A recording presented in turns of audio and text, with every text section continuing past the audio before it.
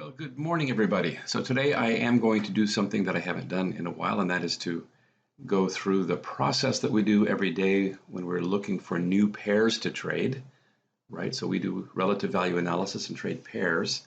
Been doing it for a long time. So the interesting thing to me, the whole world has just been enamored with the whole ChatGPT thing, right? And you take a look at the GPT models and you're talking about domain-specific information. You do that with embeddings, right? You take information about your company, about whatever topic it is that you want to do. And the embeddings are vectors, right? The embeddings is a process that takes words and turns them into vectors. So I was playing around with that for some things that I'll probably show you guys later.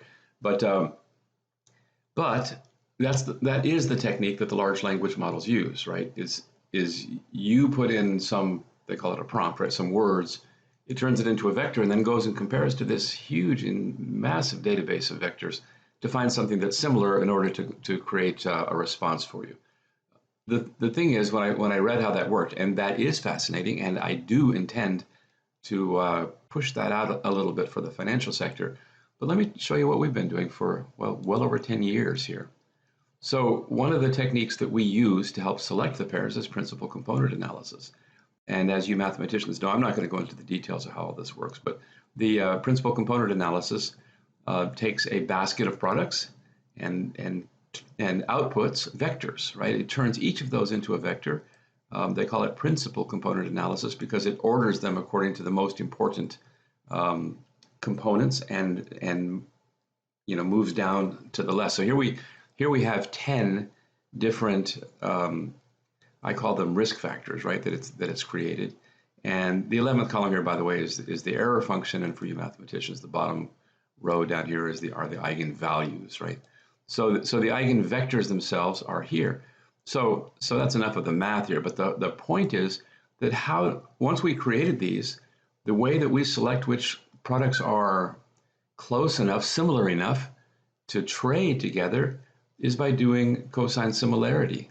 So the cosine similarity thing that is kind of at the heart of the embeddings for the large language models is something that we've been doing with the financial products for, well, like I said, well over 10 years. So it's also vectors, right?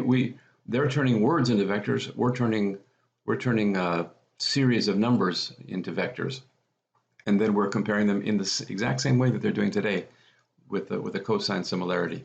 So anyway, I think it's very cool. I'm very fascinated by the embeddings, and it made me already kind of like got the brain cells going as to how we can use embeddings in a lot more financial situations. And I will be experimenting with that a little bit and publishing some of those results here, I hope, on YouTube.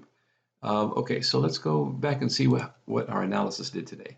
So here's the results of the analysis, and these are I have a set of filters that I turn on. So I mean we're looking at, oh my goodness, we're looking at 100,000 different pairs, potential pairs, but this set of filters narrowed it down to these as a potential. Okay, so if you take a look here, we see this RW coefficient. That's that number I mentioned a moment ago. This is the same thing that the ChatGPT and the other large language models are using.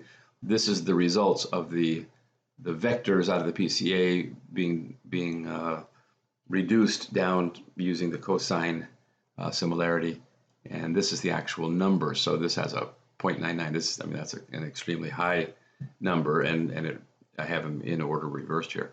So then though, of course, we go through and take a look at them visually, and of course we know some history. As an example, I eliminated the Southwest Airlines, American Airlines trade because Southwest Airlines has been having some trouble lately, and even though it shows up on our tool as a potential trade, it hasn't worked out lately. So I'm just going to drop this one.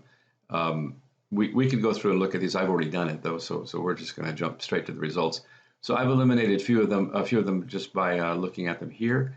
Then I move the things that I want to take a closer look at over to what I call the observe page. And on the observe page, we ended up with 4.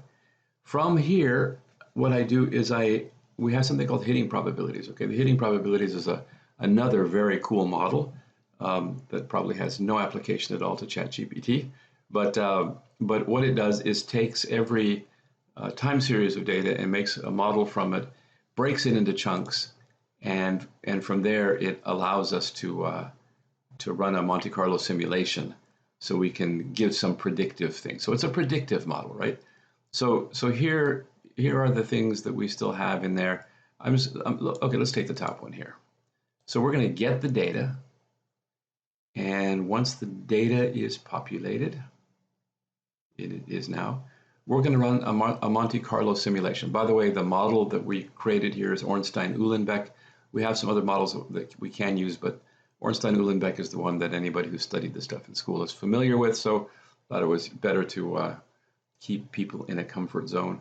So then we run the simulation. This is a Monte Carlo simulation, and the important data that we're looking at here is on this side. So this is looking out 15 trading days, so basically 3 weeks. And it's saying, and this particular one is going to be a short. So if it's a short, we want to know how often we're going to be winning. The model says 77% of the time, and it says the expected return is 0.95. And this is basically saying for every dollar that we put in, and remember we're selling it for $1, that we're going to be able to buy it back for 0.9569, right? So those aren't horrible numbers, but I usually look for slightly better than that, so I'm going to eliminate that one. CEWRK, let's do the same. Okay, where's our data? There it is. Okay, run the Monte Carlo simulation again. And over here this time, it looks like this one's also a short. And okay, it's slightly higher on the winning percentage and slightly lower on the, slightly better on the return. So it's slightly better in both cases and still not quite to the standards that I like. Let's go take a look at this one.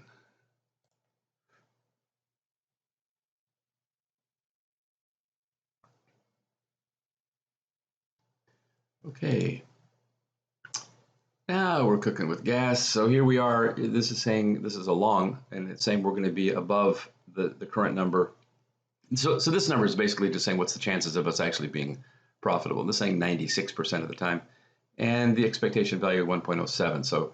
So these are the kind of numbers that I am looking for. That one survives the cut. Let's look at American Express and Wells Fargo here.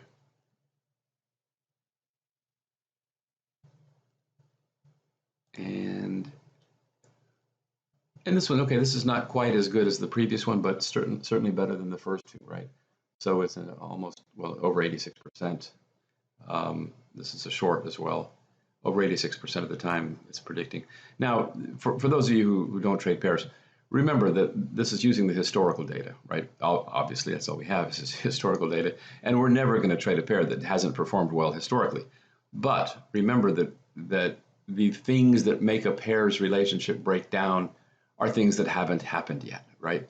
So when we see a pair that's having some pricing that's, kind of stretched out a little bit, then well, let's go take a look at these. So here's that one that we really liked, right? And you can see that it had a very, very nice, sine wave kind of motion until a couple of weeks ago, and then it's been going down. So is this indicative that the relationship is breaking, or is this just a temporary thing? We're hoping it's a temporary thing and it's going to pop back up, okay? If it's not, we have to watch it carefully. And by the way, I say I have tools that watch all that. But in any case, this is the kind of thing, this is probably a little bit extreme for our normal stuff. But I have automation to keep a close eye on it. If it starts moving against us, we just hop right out in a hurry here. So that's the kind of thing we do. Today, we're going to keep 2 of these, right? We're going to keep HES MPC. That's a ratio of 1.23. And we're going to keep AXP WFC. And that has a ratio of 3.7. So AXP WFC is a short, HES MPC is a long. So those are the 2 that are making it into the watch list today. So good luck with your trading, guys, and keep an eye out for the new embeddings ideas that we're going to be testing here shortly. Thanks. Bye.